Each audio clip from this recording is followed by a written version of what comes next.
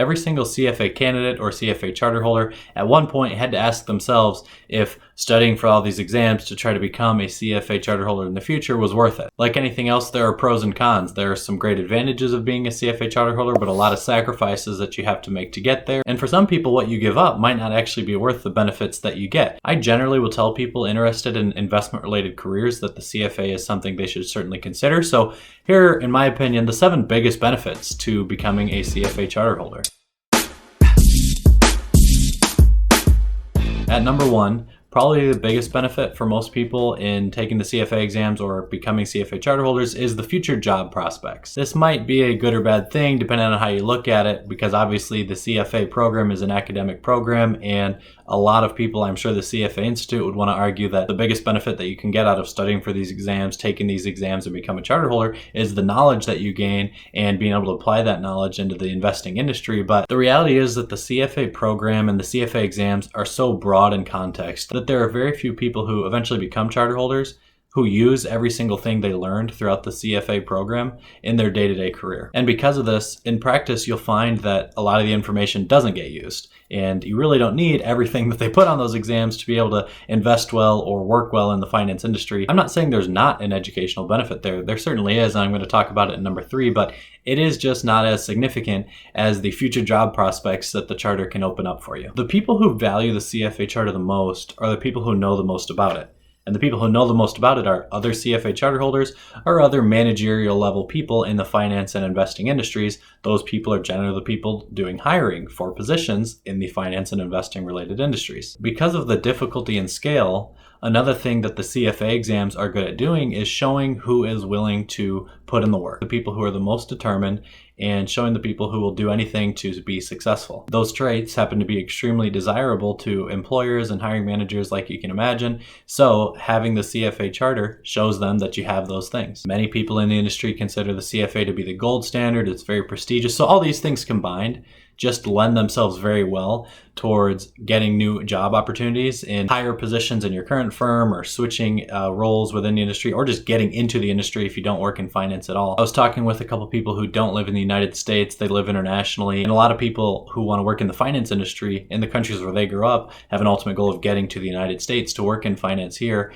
and they said there's really no great avenues to be able to do that through, and I totally understand where they're coming from, but they see the CFA charter as the way to get your foot in the door. And so for many, many people in the US and globally, it is certainly that. And then for those people who already have their foot in the door in the finance industry here in the US, it is the best way to elevate yourself above the rest of the competition, the best way to set yourselves apart in the eyes of hiring managers, to put yourself on the front runnings for the most desirable jobs. The CFA is just so effective at improving future career outlooks that I think it has to be listed here at number 1. Number 2 is that the CFA charter waives many educational or licensing requirements within the finance industry, either in the US or globally. If you want to become a CPA, Certified Public Accountant in the US, the CFA counts as some of the prerequisite education courses that you need to take. The ACCA program says that the CFA can take place of the third step in its education requirements. There are a handful of FINRA licenses in the United States that the CFA counts as. I think it's like 16, 85, and 86. You just don't have to take those tests at all if you need the licenses.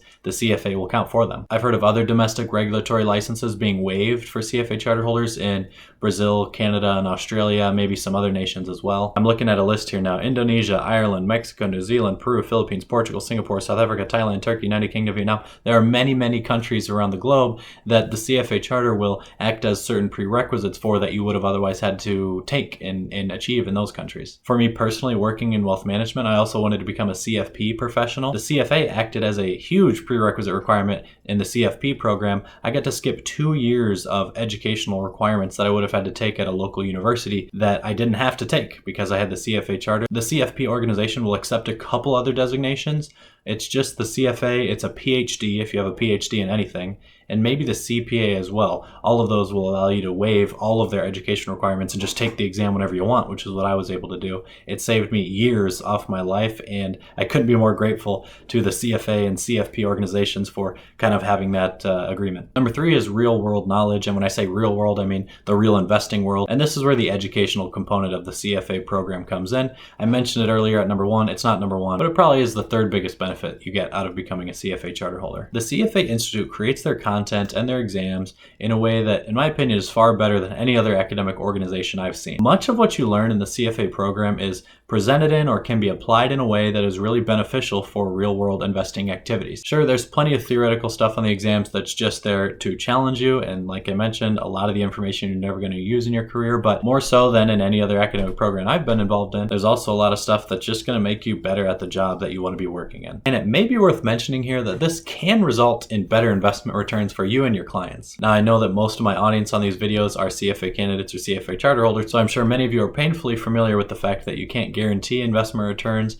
by your association with the CFA, but I think even the CFA Institute would agree that having the CFA charter theoretically should not hurt your investment performance as a money manager. That is, unless having the CFA gave someone a really big ego complex or something like that, and so they just felt like they knew everything and took some really risky big bets because of that, and it ended up blowing up in their face. Everything aside from a bad situation like that should lend itself towards the additional knowledge gained throughout the CFA program and being beneficial towards investment decisions and investment performance. Another way to put this would be that if a money manager wanted to be as formally educated as possible on the investing profession, they would certainly need to consider the CFA program as a part of their education. Number 4 is a really popular one. Everyone likes to talk about compensation because it's really the reason that you hold down a job, right? I would agree that it is that for myself too, and having the CFA can certainly improve that. As the old saying goes, money talks, but in the finance industry we say that CFA money yells. I'm sort of kidding there, but there's something to be said about the additional compensation that can be earned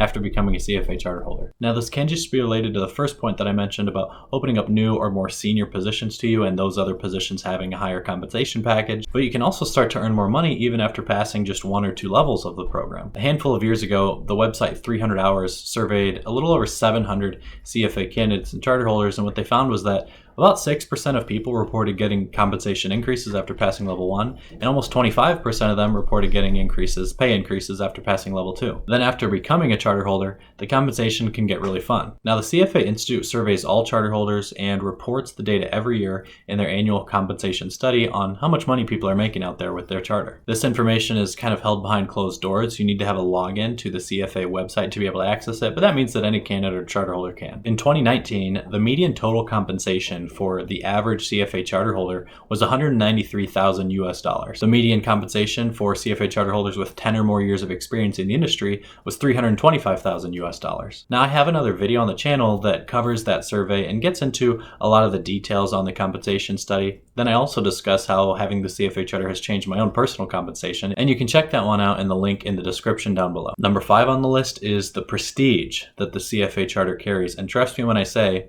people will think of you differently if you become a CFA charter holder. The CFA just stands out. No other professional designation in the finance industry carries the same weight or has the same message that the CFA does. Again, for people working in portfolio management, pension funds, hedge funds, or any other fund of funds, many people consider the CFA charter a requirement to get into those fields. And trying to pursue any of those roles without the CFA charter is kind of like an accountant doing accounting without the CPA. People can do it, but in general, there's just a lesser reputation of you and your work in the industry. The prestige that the CFA carries can also be the reason that it makes sense for some people that aren't yet in the finance field who want to get into it later. Or perhaps you're in a related industry and you work closely with finance or investment professionals, you're going to get a lot more respect from those individuals if you were a CFA charter holder. Number 6 is sort of theoretical, but bear with me here because I honestly believe that this benefit has been the one that will be the greatest impact on my life after becoming a CFA charter holder. And that is that through the CFA program, you learn a lot about yourself, but specifically, you learn how much you can really do, how much you can accomplish. Because of the vast amount of material and the difficulty of the content on these exams, they require a huge amount of studying, and many of you watching this video are already very familiar with that. So for many people, and I can certainly say this about myself, you end up studying far more and in a much more focused and concentrated manner than you ever did, definitely in high school or in university or college. You usually work in a full-time job, and if you're in finance, it's usually more than 40 hours a week, and you still have to somehow find 3 or 4 hours every day, or like 10 hours every day on the weekends to put aside to study for this thing you're trying to accomplish. I said it while I was in the program, and I'll continue to say it probably for the rest of my life, that studying for those exams and passing these exams are the most difficult thing I've ever had to do and the biggest accomplishment I've ever achieved in my life. Going through that really teaches you a lot about yourself. It shows you what you can do when you have the highest level of expectation set for yourself and you're trying to achieve the most significant goal that you've maybe ever had. You teach yourself how to learn, you teach yourself how to push yourself to the limits, you teach yourself how to work when you really don't want to be working, and I certainly have utilized many of those skills since passing the CFA charter. Actually, this YouTube channel is an example of those skills because I spend a lot of time late in the evenings recording these and editing these videos. So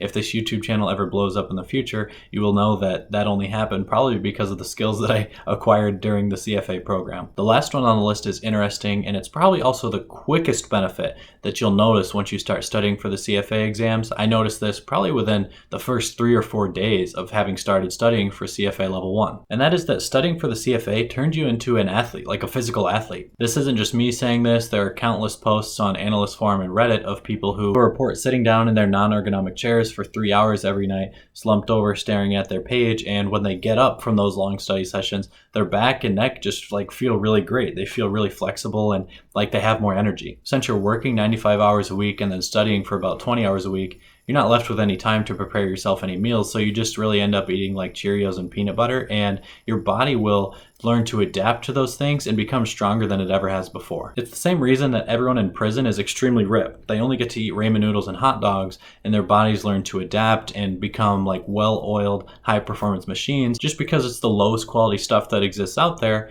and so it really forces your body to stretch itself to the limits, and it certainly will. I was a pretty high-level track and field athlete in high school. I didn't get to do it in college, but I can tell you that as much training as I did throughout my high school years, when I was 25 and I had finished level 3, I was by far a lot quicker on my feet than when I was training every day to be a runner. To give you an idea, my best time in the 1600 meter was about 15 minutes, and after passing the level 3 exam, I was just under 3 minutes 45 seconds, so I was pretty close to competing in the Olympic level. You'll notice your vision, your sense of taste and smell improving. You're just gonna feel like a newborn infant that just came out of the womb and everything is brand new to you because you have to sacrifice everything and because you have to treat yourself physically to standards that you've never been exposed to before. You're gonna come out on the other end way stronger. And yes, I mean physically stronger. Like I could probably bench press about 500 pounds, which I think is like 300 kilos or something like that after the program, and I hadn't lifted a weight in 3 years. So it's just a really great exercise for